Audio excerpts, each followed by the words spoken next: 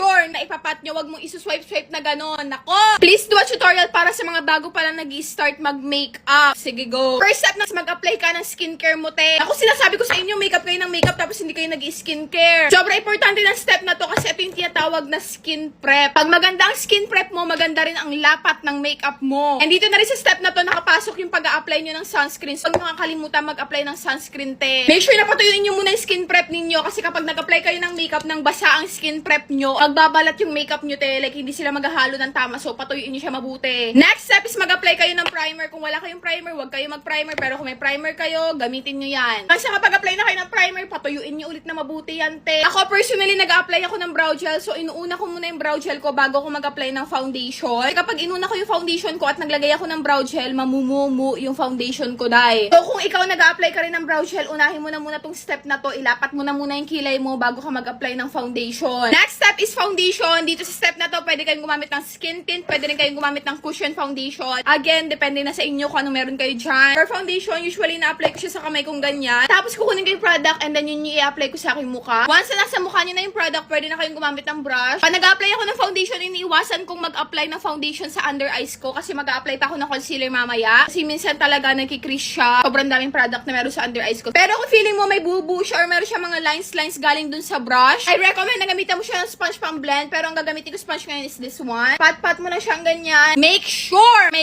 na ipapat nyo. Wag mong isuswipe-swipe na gano'n. Nako! Pat-pat mo, wag mong isuswipe. Next step is cream or liquid bronzer or contour. Na-apply ko lang yung product sa aking mukha and then again, i-blend ko yan. Pero ipapat ko lang siya. Wag mong ganon-ganonin yan, te, kasi mahisira yung foundation mo. So, dahan-dahan lang. Pat-pat lang. Next step is liquid or cream blush. Blend gamit ang brush. Again, pat.